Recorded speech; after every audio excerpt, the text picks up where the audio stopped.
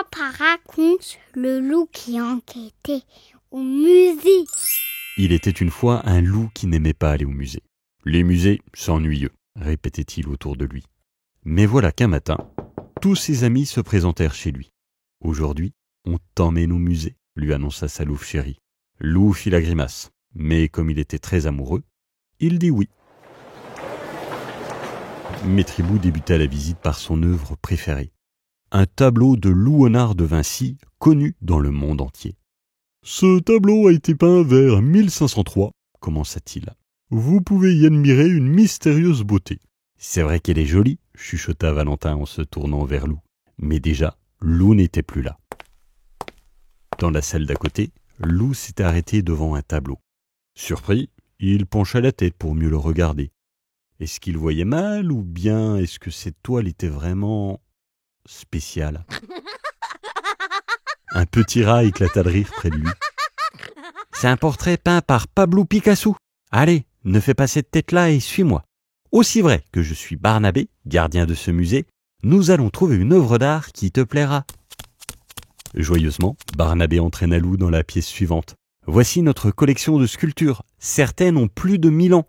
D'autres, à peine 20. Magnifique !» s'exclama Loup en se hissant sur le dos d'un superbe animal blanc. « Hé, veux-tu descendre de là ?» le gronda Barnabé. « C'est fragile, une œuvre d'art. » À cet instant précis, une sirène se déclencha. « C'est la grande alarme du musée !»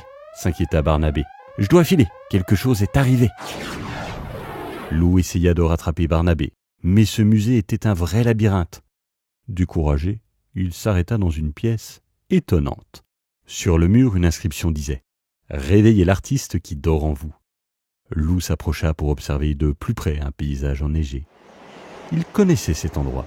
N'était-ce pas les montagnes de l'Himalaya ? « Au voleur ! Au voleur !» entendit-il alors crier. C'était la voix de Barnabé. Guidé par les cris, Loup retrouva enfin le petit rat. Il était dans tous ses états. « Notre masque tibétain a disparu. Il est unique au monde. C'est une catastrophe !»« Restons calmes, » fit Loup en regardant autour de lui. « Le voleur n'est peut-être pas loin. Ne serait-ce pas des traces, ici ?» En suivant les empreintes, Loup et Barnabé pénétrèrent dans une immense galerie. Impressionné, Loup s'arrêta devant une drôle de bête. « C'est un dodo », lui expliqua Barnabé. « Une espèce qui n'existe plus aujourd'hui. » Loup en resta baba. Décidément, les musées, c'était plus intéressant qu'il ne le pensait. À l'entrée de la salle suivante se dessinait une ombre inquiétante.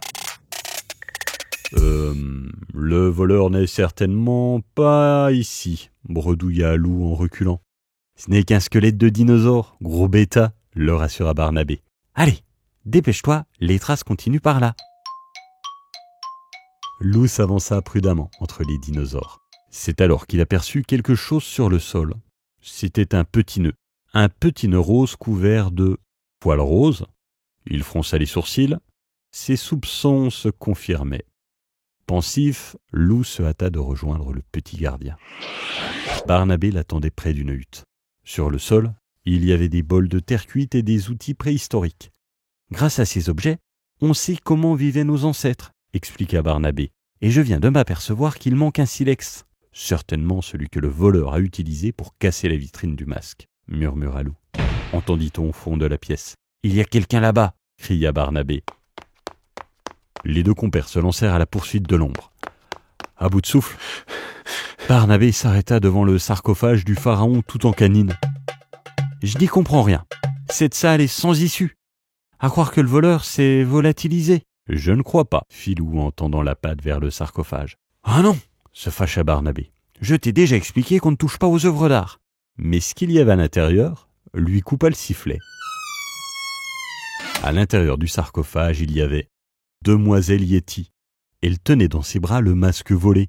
« Je me doutais que c'était toi, » soupira Loup. « Allez, Titi, sors de là. » Demoiselle Yeti éclata en gros sanglots. « Je suis vraiment désolée, » octa-t-elle. « Mais ce masque ressemble tellement à mon papa. Je n'ai pas pu m'en empêcher. »« Allez, on ne pleure plus, » fit le petit rat ému. « Nous allons le remettre à sa place et personne n'en saura rien. » Wow ! Tandis que Loup rejoignait les autres, ses yeux furent attirés par une peinture. On aurait dit sa forêt, mais en beaucoup plus belle.